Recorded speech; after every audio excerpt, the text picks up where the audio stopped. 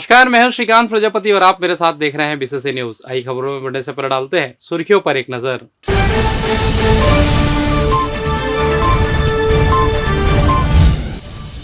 जिला शिक्षा अधिकारी के यहां छापा, एसीबी की कार्रवाई। स्कूल में बच्चों से प्रताड़ना बर्दाश्त नहीं, हाईकोर्ट की तीखी टिप्पणी। 5 दिवसीय पुलिस प्रशिक्षण, विवेचना में मिलेगा फायदा। और मौसम हुआ खुशमिजाज, सावन की लगी झड़ी। तो ये थी सुर्खियां, अब खबरें विस्तार से। जिला शिक्षा अधिकारी टीआर साहू के कई ठिकानों पर एंटी करप्शन ब्यूरो एसीबी ने एक साथ छापा मारा है। कार्रवाई के दौरान बिलासपुर में रात से हो रही बारिश के बीच एसीबी की टीम सुबह 5:45 पर नूतन कॉलोनी स्थित साहू के आवास पर पहुंची। बिलासपुर के साथ साथ कवर्धा में स्थित साहू के निवास पर भी एसीबी की टीम ने छापा मारा है। इस छापे की खास बात यह थी कि एसीबी ने इस बार पुलिस की मदद नहीं ली, जिससे स्थानीय लोगों को इस कार्रवाई की भनक तक नहीं लगी। टीम केवल एक गाड़ी में सुबह सुबह साहू के घर पहुंची। जब घर के सभी सदस्य गहरी नींद में थे तो कॉल बेल बजाने पर जब दरवाजा खोला गया तो एसीबी के अधिकारियों ने अपना परिचय दिया। एसीबी का नाम सुनते ही साहू और उनके परिवार के सदस्य के होश उड़ गए। एसीबी सूत्रों के मुताबिक जिला शिक्षा अधिकारी टीआर साहू के खिलाफ अनुपातहीन संपत्ति की कई शिकायतें प्राप्त हुई थी। इन शिकायतों की विस्तृत जांच के बाद एसीबी ने यह कार्रवाई की। सूत्रों का कहना है कि साहू के खिलाफ विभिन्न स्रोतों से मिले संपत्ति संबंधी दस्तावेज और सबूतों की जांच जारी है। एसीबी टीम ने साहू के आवास से कई महत्वपूर्ण दस्तावेज और फाइलें जब्त की है। जिला शिक्षा अधिकारी के यहाँ एंटी करप्शन ब्यूरो का छापा टीआर साहू को उसके सरकारी निवास से अपने साथ ले गए। एसीबी के अधिकारी ने जिला शिक्षा अधिकारी टीआर साहू को हिरासत में ले लिया और उनके टीम उनके सरकारी निवास से उन्हें अपने साथ ले गई है। बहरहाल अब तक अनुपातहीन संपत्ति के बारे में सटीक जानकारी नहीं मिल पाई है। स्कूलों में शिक्षा या अनुशासन बनाने के नाम पर बच्चों के साथ मारपीट या प्रताड़ना को लेकर छत्तीसगढ़ हाईकोर्ट ने अहम टिप्पणी की है। चीफ जस्टिस रमेश सिन्हा और जस्टिस रविंद्र कुमार अग्रवाल की बेंच ने कहा है कि बच्चे पर शारीरिक दंड लगाना भारत के संविधान के अनुच्छेद 21 द्वारा गारंटीकृत उसके जीवन के अधिकार के अनुरूप नहीं है। संवैधानिक अधिकार बच्चे को उपलब्ध है और उसे सिर्फ इसलिए इनसे वंचित नहीं किया जा सकता क्योंकि वह छोटे हैं। छोटा होना उनसे वयस्क से कमतर नहीं बनाता। शारीरिक दंड बच्चे की गरिमा के अनुरूप नहीं है। दरअसल अंबिकापुर के कार्मेल कॉन्वेंट स्कूल में नियमित शिक्षिका के पद पर कार्यरत सिस्टर मर्सी उर्फ एलिजाबेथ जोस के खिलाफ अंबिकापुर के मणिपुर थाने में शिकायत दर्ज करवाई गई थी। इसमें कक्षा 6वीं की छात्रा को खुदकुशी के लिए उकसाने का आरोप लगाया गया था। पुलिस ने शिकायत पर आईपीसी की धारा 305 के तहत एफआईआर दर्ज की थी। विवेचना के बाद पुलिस ने कोर्ट में चार्जशीट पेश की है। आरोपी शिक्षिका ने हाईकोर्ट में याचिका लगाई थी। इसमें खुद के खिलाफ प्रस्तुत चार्जशीट को निरस्त करने की मांग करते हुए बताया गया कि मृतका 6वीं की छात्रा थी। वह KG 2 से स्कूल में पढ़ रही थी। दर शुक्रवार की सुबह झेल चौराहे पर पुलिस लाइन में पदस्थ 2 पुलिसकर्मी विष्णु चंद्र और सुनील ठाकुर आपस में भिड़ गए। बीच चौराहे पर गाली गलौज के साथ दोनों के बीच हाथापाई होने लगी। देखते ही देखते दोनों एक दूसरे पर मुक्का बरसाने लगे और गाली गलौज करने लगे। वर्दीधारी की लड़ाई देख आसपास खड़े पुलिस वालों ने बीच बचाव किया। पुलिस वालों को लड़ते देख लोग वीडियो बनाने लगे। बाद में अफसर ने बीच बिछाव कर उनकी मिट्टी पलित होते तक दोनों में समझौता करा दिया। दरअसल शुक्रवार की सुबह जेल चौक का नजारा कुछ अलग ही था, जहां पर 2 पुलिसकर्मी आरोपियों के नाले से ले जाने के दौरान कुछ विवाद हो गया था। इसके बाद दोनों ने एक दूसरे पर खूब जूतम पेजाई की और पुलिस विभाग की नाक कटा दी। इधर यह सारा मंजर लोगों ने रिकॉर्ड कर वायरल कर दिया, जिसके बाद पुलिस के उच्च अधिकारियों ने समझौता करा दिया। पति पत्नी के बीच विवाद और चिल्लाने की आवाज सुनकर पड़ोसी आ गए। पड़ोसियों ने गाली गलौज करते हुए पति से मारपीट शुरू कर दी। वहीं टंगिया से उसे हमला भी कर दिया। इस मामले में सरगंडा पुलिस ने मामला दर्ज कर आरोपियों को गिरफ्तार कर लिया है। सरगंडा थाना क्षेत्र के चिल्हाटी में रहने वाले राजकुमार पाटले अपनी पत्नी शकुंतला पाटले और बच्चों के साथ रहते हैं। रोज की तरह पूरा परिवार घर में ही था। इस दौरान महिला का भाई संतोष और अन्य रिश्तेदार घर पहुंचे। इस दौरान राजकुमार अपने बच्चों को पढ़ाई नहीं करने की बात पर फटकार लगा रहा था। इस पर पत्नी अपने पति को चिल्लाने लगी। यह सुनकर पति भी गुस्से में आ गया और छत पर चला गया। कुछ देर बाद पड़ोसी त्रिदेव और छविलाल केवट आकर गाली गलौज करने लगे। यही नहीं, अपने साथ उन्होंने टंगिया लाकर राजकुमार पाटले पर हमला कर दिया, जिससे वह घायल हो गया, जिसे इलाज के लिए हॉस्पिटल में भर्ती कराया गया है। वहीं पुलिस ने इस मामले में रिपोर्ट दर्ज कर दोनों आरोपियों को गिरफ्तार कर जेल दाखिल कर दिया है। थाना सरकंडा अंतर्गत पुलिस सहायता केंद्र मोक्का में धनुहार पारा ग्राम चिल्हाटी में राजकुमार पाटले को 2 लड़के छविलाल और त्रिदेव दोनों भाई हैं, पिता राम खिलावन, ये भी धनुहार पारा चिल्हाटी के हैं, और राजकुमार पाटले के पड़ोसी हैं।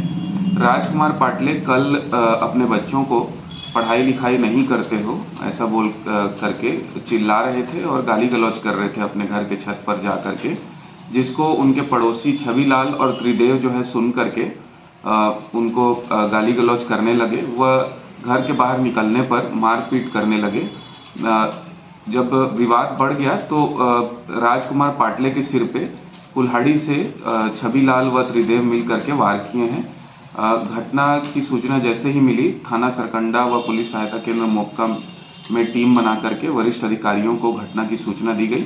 वह दोनों आरोपी छविलाल और त्रिदेव दोनों आरोपियों को घेराबंदी कर पकड़ करके विधिवत गिरफ्तार करके आज न्यायिक रिमांड हेतु न्यायालय पेश किया गया है। वरिष्ठ आरक्षकों को विवेचना संबंधित 5 दिवसीय प्रशिक्षण कार्यशाला आयोजित किया गया, जिसमें कम्युनिटी प्राप्त कर वेतन मैट्रिक 6वें लेवल प्राप्त कर रहे 523 वरिष्ठ आरक्षक प्रशिक्षित हुए। इस दौरान नवीन कानून, भारतीय न्याय संहिता, भारतीय नागरिक सुरक्षा संहिता, भारतीय साक्ष्य अधिनियम के संबंध में प्रशिक्षण दिया गया। प्रशिक्षण राजपत्रित अधिकारियों एवं थाना प्रभारियों के द्वारा दिया गया। पुलिस अधीक्षक रजनेश सिंह ने कहा कि इस प्रशिक्षण कार्यक्रम का उद्देश्य हमारे आरक्षकों को नवीन कानूनों के तहत विवेचना करने के अधिकार प्रदान करने से पूर्व उनके दक्ष करना है। यह पहल न केवल हमारे पुलिस बल की दक्षता को बढ़ाएगी, बल्कि न्याय प्रक्रिया को और अधिक पारदर्शी और प्रभावी बनाएगी तथा पेंडेंसी को भी कम करेंगे।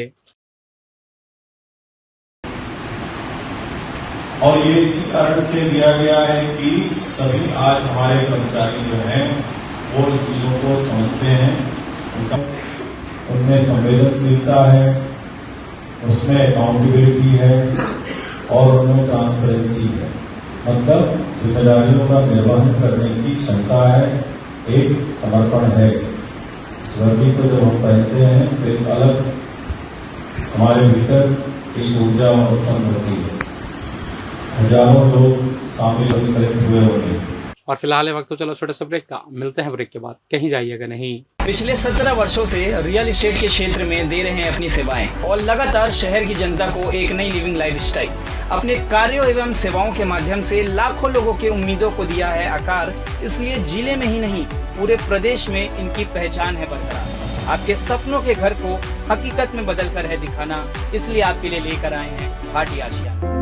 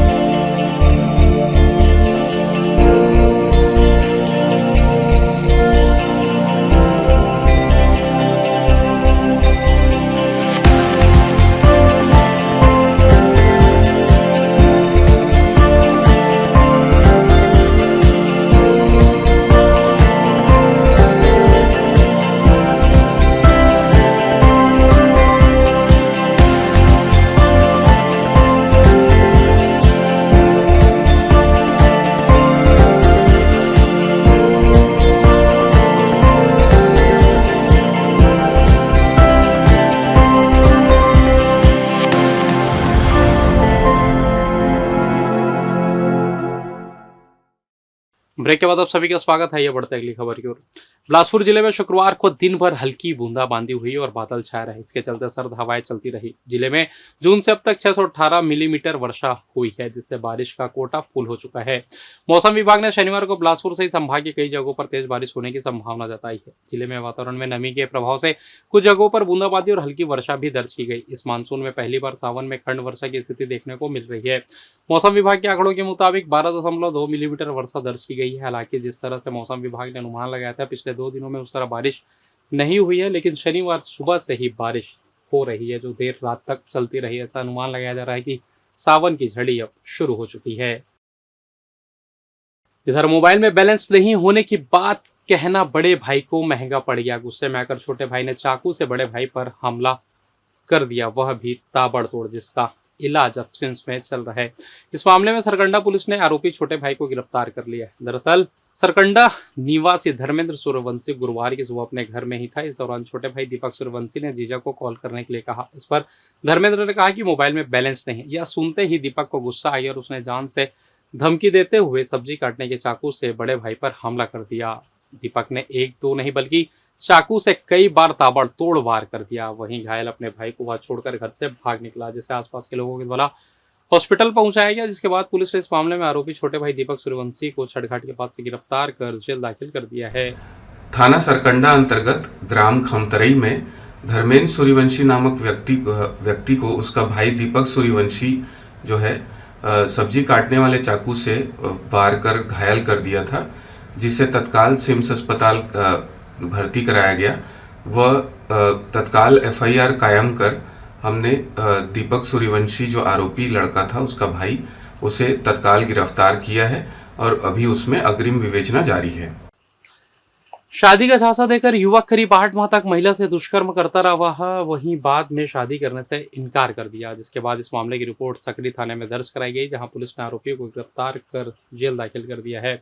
सकरी निवासी महिला के पिता घर का निर्माण करा रहे थे। निर्माण का ठेका कोनी क्षेत्र के रानी सागर निवासी अरुण बघेल को दिया गया था। इस दौरान महिला की पहचान उससे हो गई और युवक शादी का झांसा देकर उसके साथ दुष्कर्म करने लगा। यहाँ तक उसे इधर उधर घुमाने दूसरे शहरों भी लेकर वहां दुष्कर्म किया। महिला ने जब शादी का दबाव बनाया तो युवक ने साफ इनकार कर दिया, जिसके बाद पुलिस ने मामला दर्ज कर आरोपी को जेल दाखिल कर दिया। और फिलहाल इस बुलेटिन में बस इतना ही। मुझे दीजिए इजाजत, फिर होगी आपसे मुलाकात। तब तक देखते रहिए BCC न्यूज़। नमस्कार।